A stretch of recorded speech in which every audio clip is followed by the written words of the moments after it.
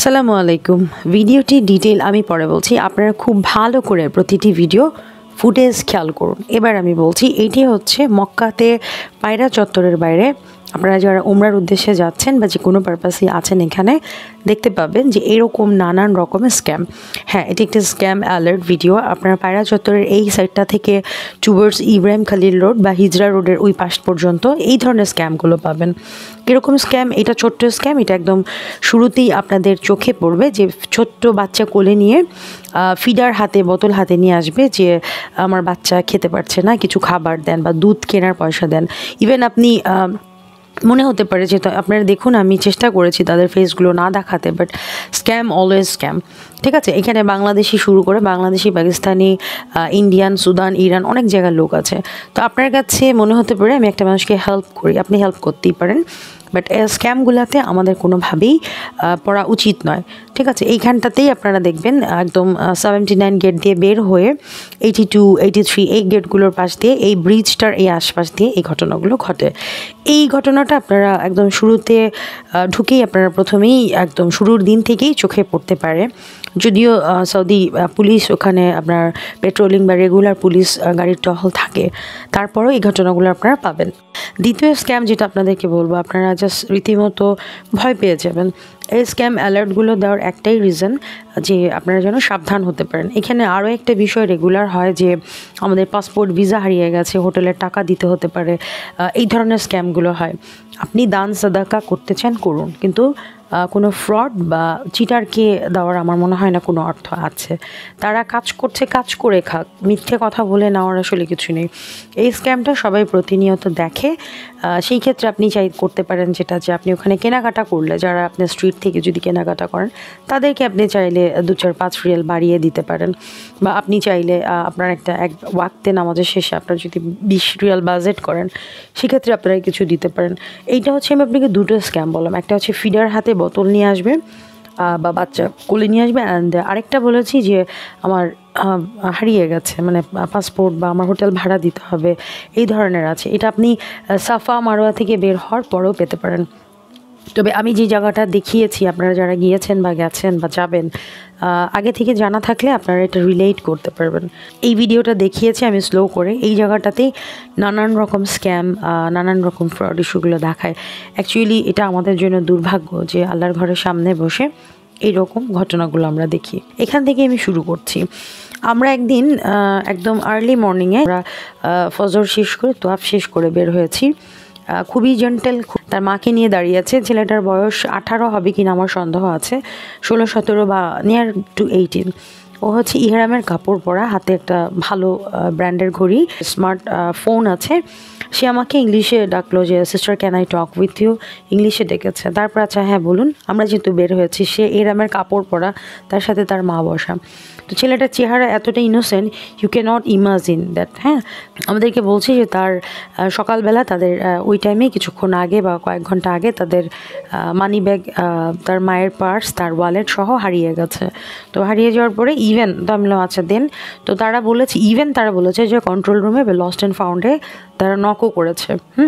তো নক করার পরে তাদেরকে বলেছে, পুলিশ বলেছে জানাবে, বাট আসলে এই জায়গায় পাওয়া যায় না, এবং তার বাবাও অনেক দূরে আছে, আসতেও সময় লাগবে। তো তার মায়ের প্রচণ্ড ক্ষুধা লেগেছে। তো সেক্ষেত্রে সে বলছে যে আপনারা যদি আমাকে কিছু হেল্প করতে পারেন খুব ভালো হয়।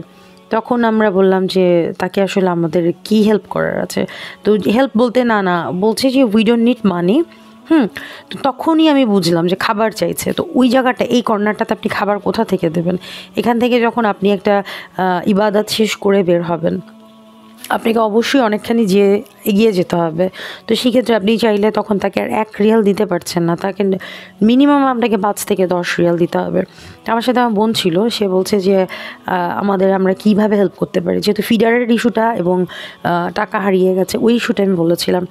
এহরামের কাপড় পরা, এত ইনোসেন্ট ফেসের একটা মানুষ, এটা আসলে আপু ধরতে পারেনি। যখন আমি দেখলাম যে ব্যাপারটা এরকম, তো আমি সরে আসলাম, বললাম না ব্রাদার সরি, আমারও আসলে আমি ওইভাবে প্রিপারেশন নিয়ে আসিনি, আমি সরি যে তোমাকে হেল্প করতে পারছি না। তো এটা বলে আমরা ওইখান থেকে সরে আসি। আপনারা দেখুন যে এখানে আরেকটা স্ক্যাম, ওই যে আপনারা ট্রলি, এটা কিভাবে সম্ভব? অ্যাকচুয়ালি এটা সৌদি গভর্নমেন্টের কোনো ইস্যু না, এটা হচ্ছে আমাদের ব্যর্থতা, মানুষ হিসেবে আমরা ব্যর্থ। হ্যাঁ, যে আমরা আল্লাহর ঘরে হতে পারে আসলে চোরের কোনো জাত ধর্ম হয় না, বা চিটার বাটপার যাদের, তবে এইটা এক ধরনের, আমি আপনাদেরকে স্ক্যাম অ্যালার্ট করছি। এই বিষয়গুলো মাল্টিপল ওয়েতে থাকে। তারা ভিসা নিয়ে যাই হচ্ছে 3 মাসের ভিসা পায়, সেটা নিয়েই তারা যায়, যে এই ধরনের ইনসিডেন্টসগুলো নিয়ে। যে লাস্টে যে ঘটনাটা হয় সেমভাবে ওটাতে বোঝাই যাচ্ছিলো, যেহেতু দুদিনের দুটো ঘটনা দেখার পর, ওইটাও একজন পাকিস্তানি মনে হয় ছিল, বা পাকিস্তানি ছিল ওটা। তো সে বলছিল তার মা বসে আছে একটা হুইল চেয়ারে, যে আমার মায়ের ক্ষুধা লেগেছে, খাবার খেতে হবে, তুমি কি কিছু দিতে পারো? তো তোরার ব্যাগ ট্যাগ হারিয়েছে, এরকম কিছু বলেনি। তো আমি বললাম যে না সরি, থ্যাংক ইউ বলে সে আর বদার করেনি। বাট ওই ছেলেটা প্রায় 4-5 মিনিট আমরা কথা বলি, ইনিয়ে বিনিয়ে বলার পর বলেছে। তো এই বিষয়গুলো শেয়ার করলাম, এগুলো নিয়ে আপনারা একটু সাবধান থাকবেন। আর এখানে আমি অন্য একটা ভিডিওর ফুটেজ অ্যাড করছি, যে আপনারা গাড়িতে ওঠার সময় যারা একটু এজ ওল্ড মানুষ আছেন, তারা চেষ্টা করবেন যে তাদেরকে একটা গাইডলাইন দেওয়ার। যারা কাফেলায় একা পাঠাচ্ছেন, তাদের বিষয় আসলে খুবই মুশকিল হয়ে যায়, তাদেরকে জাস্ট বলবেন যে গ্রুপ ছাড়া যাতে বের না হয়।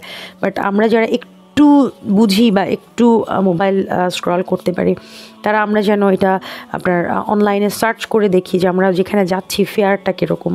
ওখানে আপনার অ্যাপসের মাধ্যমে আপনি যেতে পারেন, বাট শর্ট ডিস্টেন্স অ্যাপসে যায় না। কারণ ওই 1 কিলোমিটার আশেপাশে যেখানে যাবেন, কোনো একটা শপিং মল বা পার্কে বা যেখানেই যাচ্ছেন, আপনি একটু গুগল করে দেখে নেবেন যে আপনার লোকেশন থেকে ডিস্টেন্স কতটুকু। তো সেই ডিস্টেন্স অনুযায়ী তো আসলে ভাড়া, কাছের ভাড়া কম হয়, মানে বেশি হয় হিসেবে, আপনারা দর দাম করে উঠবেন। আমরা এখানে আমরা খানদাম পাহাড়ে গিয়েছিলাম, এই ভদ্রলোক ভাই বাংলাদেশি ছিলেন, তারপর আমরা দেখেছি যে প্রাইসটা বেশি হয়েছিল। এটা আমি শেয়ার করলাম। এই বিষয়গুলো খেয়াল রাখবেন। আশা করি যে বাইরে গেলে এই বিষয়গুলো দর দাম করে অবশ্যই যাবেন। আর এই জায়গাটাতে স্ক্যাম, যেদিন বললাম, এটা হচ্ছে সেই দিনের ভিডিও, আগে পিছিয়ে হয়েছে, যে এই দিনের এইখানটাতে দিনের বেলা আপনারা এই জায়গাগুলোতেই দেখবেন নানান রকমের স্ক্যাম ঝামেলাগুলো হয়ে থাকে আশেপাশে। যে কোনো জায়গায় হতে পারে, আমি জাস্ট মার্ক করে দিলাম। আর খাবার দাবার ক্ষেত্রে, সেক্ষেত্রে বলবো আপনারা আরও কেয়ারফুলি কেনাকাটা করবেন। খাওয়ার ক্ষেত্রেও জিজ্ঞেস করে নেবেন, ওইখানে আসলে স্ক্যাম হওয়ার সুযোগ নেই। তবে জানকারির জন্য, আপনার জানা বোঝার জন্য আপনারা যেটা করবেন, যে কোনো খাবার নেওয়া থেকে শুরু করে আপনারা দাম জিজ্ঞেস করবেন, যে কোথায় খাচ্ছি, কি হচ্ছে না হচ্ছে, প্রাইস কত, জেনে যাওয়াটা ভালো। কারণ দেখা গেলো একটা অর্ডার করে যাওয়ার পরে বার্গেনিংয়ে যাওয়া, ঝামেলা করা।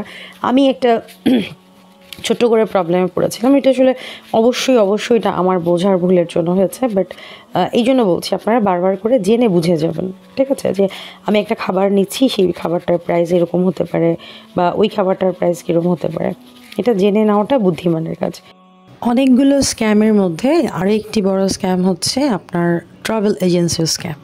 আপনি নানান রকমের প্রলোভন দেখানো অ্যাড দেখবেন, যে 99,000 টাকায় উমরা হচ্ছে, এটা সেটা, 1,10,000, 5,000, অবশ্যই 1,20,000 টাকায় ভালোভাবে ডিসেম্বরের আগে আমার মনে হয় উমরা করে আসা সম্ভব, যদি আপনি শেয়ার রুম নেন এবং ট্রানজিট ফ্লাইটে যান।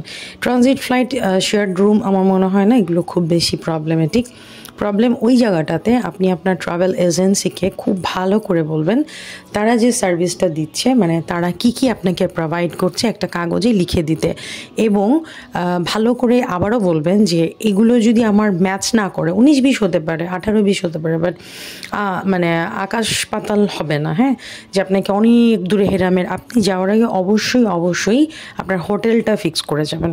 কারণ এই স্ক্যামটা মানে আমাদের শুরুতেই আমরা একটা স্ক্যাম নিয়ে ঢুকি। সো এই বিষয়টা আমরা যদি একটু কেয়ারফুল থাকি, আই থিঙ্ক আমরা এটা ম্যানেজ করতে পারবো অ্যান্ড অ্যাডজাস্ট করতে পারবো। আর আমার সফর যদি ঠিক না হয়, সেই জিনিসটা অনেক কষ্টকর। সাথে আপনারা কোন ফ্লাইটে দিচ্ছে, আপনারা ওই যে আল জাজিরা, সালাম, এই ফ্লাইটগুলো অ্যাভয়েড করার চেষ্টা করবেন। অন্য যে কোনো ধরেন সৌদি এয়ারলাইন্স, বাংলাদেশ বিমান, ইন্ডিগো, যেটাই মানে আপনি মোট কথা আপনি যতটুকুই বোঝেন না বোঝেন, কাউকে যদি পাঠান না পাঠান, এইটুকু বারবার কনফার্ম করে নেবেন যে আপনাকে কোন ফ্লাইটে দিচ্ছে, অবশ্যই কোন হোটেলে দিচ্ছে, ঠিক আছে? আপনি কোনো মতে ধরেন গিয়ে নামলেন, আপনার এজেন্সি আপনার ফ্লাইটের উপর ডিপেন্ড করেও কিন্তু ওরা অনেক রকমের আপনার এক্সিটের সময়, মানে আপনি যখন নামবেন মক্কাতে বা মদিনাতে যখন নামবেন, ওটা প্রায়োরিটি বেস আপনার পাস করে আসতে আসতে অনেক সময় লাগে, ইমিগ্রেশন শেষ করে বের হতে হতে আপনার টাইম নষ্ট হবে।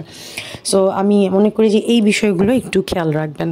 বাট প্রথমের যে স্ক্যামগুলো বলেছি এগুলো তো আপনি যেয়ে ফেস করবেন, আর যে স্ক্যামগুলো আপনি আপনার মানে ওগুলো আপনাকে খুব বেশি হ্যাম্পার্ড করবে না। বাট এই সমস্যাগুলো আমাদের ট্রাভেল এজেন্সিগুলো বিজনেস করছে ভালো কথা, কেন আমি জানি না তাদের মধ্যে এই মানসিকতাটা নেই। আসলে তাদের বিজনেস, আমি সবসময় বলেছি যে আমি যে ট্রাভেলসে গিয়েছি আমিও কথা কাজের মিল পাইনি, ঠিক আছে। শুধুমাত্র আমি মক্কার হোটেলটা আমি খুব ভালোভাবে যাওয়ার আগে স্টাডি করে গিয়েছিলাম, বিধায় মক্কার হোটেলটা কোনো হেরফের করতে পারেনি। সো আমি এই জন্য নাম বলছি না, যেহেতু আমার সাথে তাদের সাথে আমার ফার্স্ট ফ্লাইট। তো আপনারা যেটা চেষ্টা করবেন হোটেল, ফ্লাইট, এই বিষয়গুলো এবং তারা কি কি সার্ভিস আপনাকে দিচ্ছে এই টাকার মধ্যে একটা কাগজে লিখিত নেবেন। সো এই ছিল ভিডিও। আপনারা আশা করি যে এই ছোট্ট ভিডিওতে আমি যতটুকু ইনফরমেশান দেওয়া সম্ভব দিয়েছি। তারপরে আপনাদের কোনো এক্সপিরিয়েন্স থাকলে অবশ্যই কমেন্টে শেয়ার করবেন। ভালো থাকুন, আপনার ওমরা হজ, আপনার যাত্রা শুভ হোক, এবং যে কোনো সফরে সবসময় আল্লাহকে স্মরণ রাখবেন এবং নিজে সেফ থাকার চেষ্টা করবেন। আসসালামু আলাইকুম।